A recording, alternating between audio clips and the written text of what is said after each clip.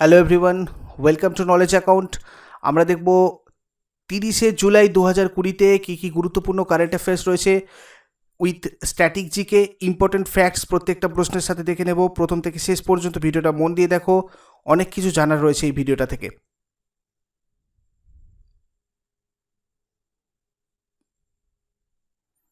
একদম প্রথমেই আমরা আগের দিনের হোমওয়ার্কের কোয়েশ্চেনগুলো একবার দেখে নেব। ফার্স্ট কোয়েশ্চেন আমাদের ছিল সিআরপিএফ এর মোটো কি?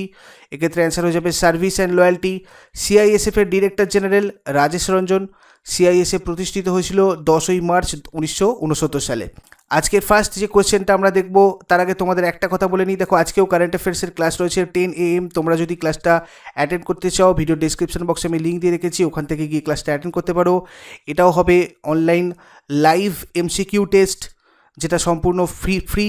তোমরা এই টেস্টটা যদি অংশগ্রহণ করতে চাও অবশ্যই এই ক্লাসে কিন্তু জয়েন করো, ঠিক আছে? আমি ক্লাসের লিঙ্ক ভিডিও ডিসক্রিপশন বক্সে দিয়ে রেখেছি। তো দেখো, ভারতীয় রেলওয়ে কোন রাজ্যে বিশ্বের প্রথম electrified double stack container tunnel তৈরি করেছে?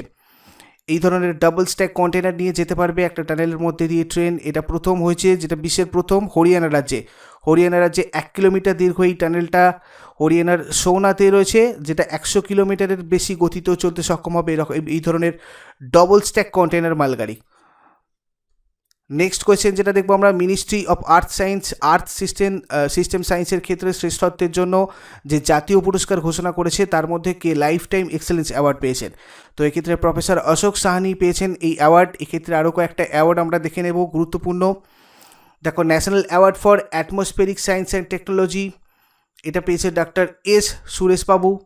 এনভি চলপতি রাও, ইনি national award for geo science and technology. National award for ocean technology doctor MA. Atmanand. Annamani award for women scientist doctor Lidita DS Khandeparkar. Young researcher award পেয়েছেন doctor Indrasekhar Sen. National award for ocean science and technology পেয়েছেন doctor VVSS Sharma. আর union minister of earth science এখন বর্তমানে কে রয়েছেন? হর্ষবর্ধন।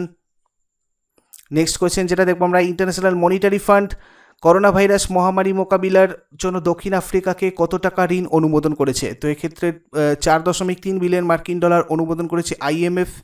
এক্ষেত্রে আমাদের important যেগুলো দেখার সেগুলো হচ্ছে IMF এর হেডকোয়ার্টার ইউনাইটেড স্টেটসের ওয়াশিংটন ডিসিতে রয়েছে। IMF এর ম্যানেজিং ডিরেক্টর বর্তমানে রয়েছেন ক্রিস্টালিনা জিওর্জিভা। আর এখানে আমাদের IMF এর চিফ ইকোনমিস্ট যদি দেখি তাহলে গীতা গোপীনাথ। টোটাল কান্ট্রি রয়েছে মেম্বার কান্ট্রি 189, 189টা। সাউথ আফ্রিকার ক্যাপিটাল হচ্ছে কেপ টাউন, প্রিটোরিয়া। আর দেখো, এখানে কারেন্সি যেটা রয়েছে South African rand. South African president হচ্ছেন Cyril Ramaphosa.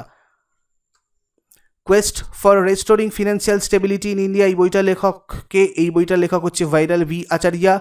Quest for restoring financial stability in India বইটার লেখক প্রাক্তন রিজার্ভ ব্যাঙ্ক অফ ইন্ডিয়ার deputy governor Viral V Acharya. বুকটা পাবলিশড সেজ পাবলিকেশনস দ্বারা হয়েছে, India private limited. Sage publications India private limited. The book is a compilation of his speeches, research and comments as a member of monetary policy committee. monetary policy কমিটিতে members থাকাকালীন তার যে বক্তব্য, তার যে গবেষণা এবং তার কমেন্টসগুলোকে নিয়ে লেখা এই বইটা।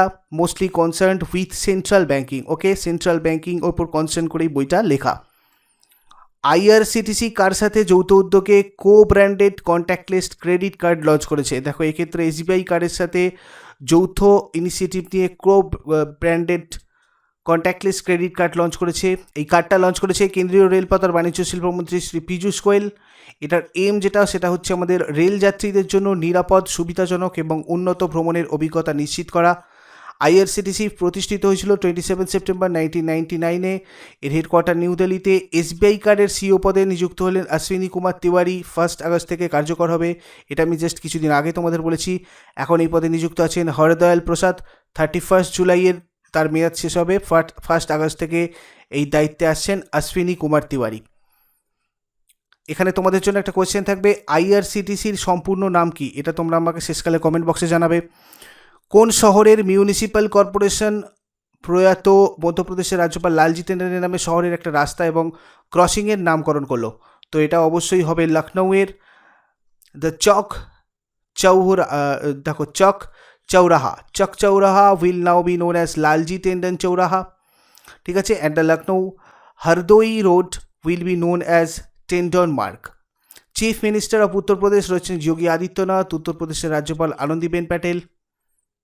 এখানে তোমাদের জন্য একটা কোশ্চেন থাকবে, যেটা হচ্ছে লখনৌ শহরটা কোন নদীর তীরে অবস্থিত? Institute of liver and biliary sciences ILBS কার সাথে যৌথভাবে সহযোগিতায় সেকেন্ড এমপ্যাথি কনক্লেভ আয়োজন করেছে? দেখো এক্ষেত্রে এয়ারপোর্ট অথরিটি অফ ইন্ডিয়া। আচ্ছা, ওয়ার্ল্ড হেপাটাইটিস ডেতে এটা আয়োজন করা হয়েছিল। সেকেন্ড এমপ্যাথি কনক্লেভ থিম যেটা ছিল সেটা হচ্ছে keep your liver safe in COVID times. Chairman of institute of liver and biliary sciences হচ্ছেন Vijay Kumar Dev. Chairman of airport authority India কে রয়েছেন? অরবিন্দ সিং। আর এটা প্রতিষ্ঠিত হয় 1 এপ্রিল 1995-এ। Excellence in electric boats and বোটিংয়ের জন্য ভারতের প্রথম সোলার পাওয়ার্ড ফেরি প্রেস্টিজিয়াস জাস্টেব ট্রাব অ্যাওয়ার্ড বা গুস্তেব ট্রাব অ্যাওয়ার্ড এটা পেয়েছেন।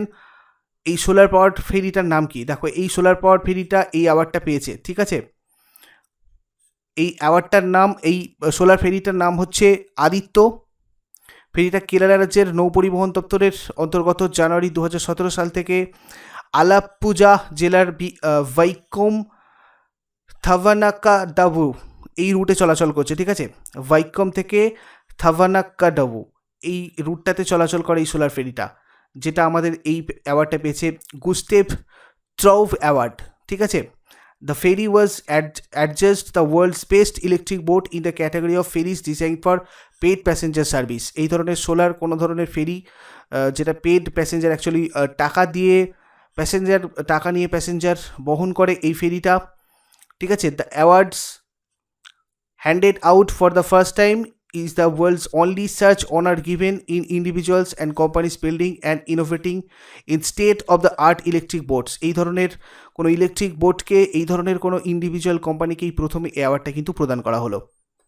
সম্প্রতি ভারত বাংলাদেশকে কতগুলো ব্রডগেজ রেলওয়েকে লোকোমোটিভ হস্তান্তর করেছে? দেখো ব্রডগেজ রেলওয়ে লোকোমোটিভ হস্তান্তর করেছে সম্প্রতি ভারত বাংলাদেশকে, টোটাল করেছে 10টা। এক্ষেত্রে কয়েকটা জিনিস আমরা একটু দেখে নিই।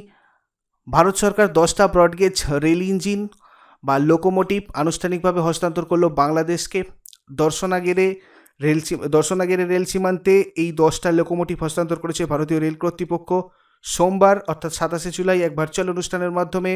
ভারতীয় পররাষ্ট্রমন্ত্রী ডক্টর এস জয়শঙ্কর এবং রেল শিল্প ও বাণিজ্য মন্ত্রী পীযূষ গোয়েল 10টা ব্রডগেজ লোকোমোটিভের বাংলাদেশের উদ্দেশ্যে যাত্রা সূচনা করেন। সম্প্রতি ভারত আর বাংলাদেশের মধ্যে পার্সেল ট্রেনের সঙ্গে কন্টেনার ট্রেন পরিষেবাও শুরু হয়েছে।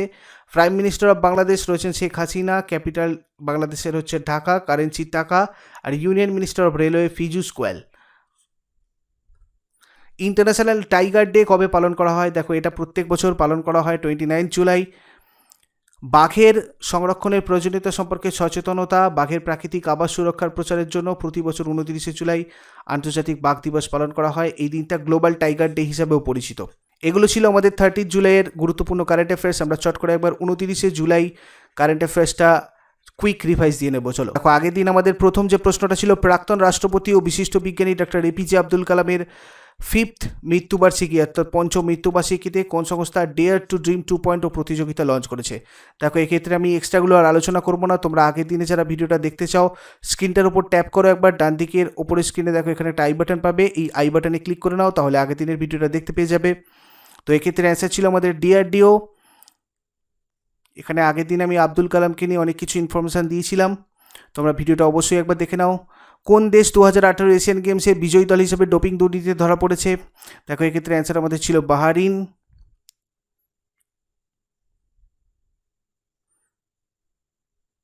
এশিয়ান গেমস নিয়ে অনেক কিছু ইনফরমেশান আগের দিন ছিল, তোমরা একবার ভিডিওটা অবশ্যই দেখে নিও। 3 নম্বর কোয়েশ্চেন ছিল the India way strategies for an uncertain world. এই বইটার লেখককে? এই বইটার লেখক হচ্ছেন এস জয়শঙ্কর। করোনা পরীক্ষার জন্য দেশের কোথায় 3টি ল্যাবরেটরির উদ্বোধন করলেন প্রধানমন্ত্রী নরেন্দ্র মোদী? এক্ষেত্রে অ্যান্সার আমাদের ছিল উপরের সবকটা। হিচেম মিচিচি কোন দেশের প্রধানমন্ত্রী পদে নিযুক্ত হলেন? দেখো এক্ষেত্রে অ্যান্সার ছিল আমাদের তিউনেশিয়া। কেন্দ্রীয় স্বাস্থ্য ও পরিবার কল্যাণ মন্ত্রী ডক্টর হর্ষবর্ধন আবহাওয়ার পূর্বাভাসের জন্য কোন মোবাইল অ্যাপ লঞ্চ করলেন? দেখো এক্ষেত্রে অ্যান্সার ছিল আমাদের মৌসম। 2020 সালের 27শে জুলাই কেন্দ্রীয় রিজার্ভ পুলিশ ফোর্সের অর্থাৎ সেন্ট্রাল রিজার্ভ পুলিশ ফোর্স কততম প্রতিষ্ঠা দিবস বা রেইজিং ডে পালন করলো? এক্ষেত্রে অ্যান্সার আমাদের 82 ছিল, 82তম। কোন কেন্দ্রীয় মন্ত্রী ব্যুরো অফ ইন্ডিয়ান স্ট্যান্ডার্ড অর্থাৎ BIS এর মোবাইল অ্যাপ BSquare লঞ্চ করেছে? এক্ষেত্রে অ্যান্সার আমাদের ছিল রামবিলাস পাসওয়ান। 24শে জুলাই 2020 ভারত আরও কতগুলো চীনা অ্যাপ নিষিদ্ধ করলো? এক্ষেত্রে কত অ্যান্সার হবে আমাদের? 47। দেখো এক্ষেত্রে আরও কয়েকটা কোশ্চেন আমি যেগুলো তোমাদের আজকে জিজ্ঞাসা করেছি সেটা হচ্ছে, যেগুলো তোমরা আমাকে কমেন্ট বক্সে আজকে বলবে, সেটা হচ্ছে IRCTCর সম্পূর্ণ নাম কি? লখনৌ শহরটা কোন নদী তীরে অবস্থিত? এই দুটো কোশ্চেনের অ্যান্সার তোমরা আমাকে শেষকালে কমেন্ট বক্সে জানাও।